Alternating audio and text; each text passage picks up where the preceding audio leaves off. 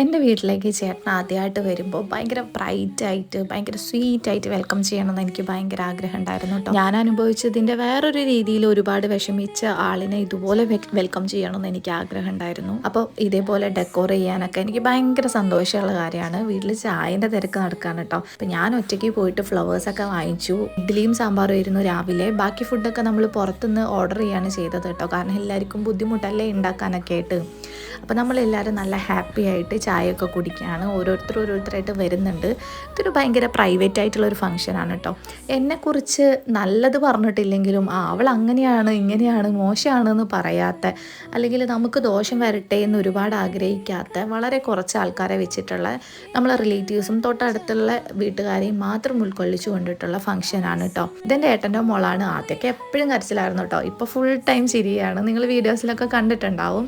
ഇതെൻ്റെ റിയൂട്ടൻ, എല്ലാവർക്കും അറിയായിരിക്കും. എൻ്റെ കൂടെ കട്ടയ്ക്ക് എന്തിനും നിൽക്കുന്ന എൻ്റെ സ്വീറ്റ് കുഞ്ഞാണ്.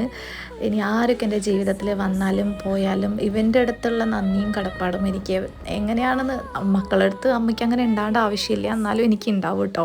പിന്നെ എൻ്റെ ആപ്പനാണിത്, സംസാരിക്കില്ല, പക്ഷേ ഞാൻ എന്ന് വെച്ച് കഴിഞ്ഞാൽ ഭയങ്കര കാര്യമാണ്, ഓടി വന്നിട്ടുണ്ട് കേട്ടോ. പിന്നെ എൻ്റെ അച്ഛൻ്റെ അമ്മേൻ്റെ മുഖത്തുള്ള ഈ ചിരി ഇത് വീണ്ടും തിരിച്ചു കൊണ്ടുവരാൻ വേണ്ടിയിട്ട് ചേട്ടൻ അറിഞ്ഞോ അറിയാതെ ഒരു പങ്ക് വഹിച്ചിട്ടുണ്ട് കേട്ടോ. ഇതെൻ്റെ അച്ഛൻ്റെ സൈഡിലുള്ള ഫാമിലിയാണ്. അച്ഛൻ്റെ അനിയത്തിയും അതേപോലെ അനിയൻ്റെ വൈഫും കുട്ടികളും ഒക്കെയാണ് കേട്ടോ. പിന്നെ ഇതെൻ്റെ അമ്മേൻ്റെ സൈഡിലുള്ളതാണ്. ചേച്ചിയും ഹസ്ബൻഡും ചേച്ചിയുടെ അനിയൻ്റെ വൈഫ് ഒക്കെയാണ് കേട്ടോ. അതേപോലെ അമ്മയുടെ ചേച്ചി, അമ്മയുടെ അനിയത്തിമാർ, അവരുടെ കുട്ടികൾ ഒക്കെയാണ് ഇവർ.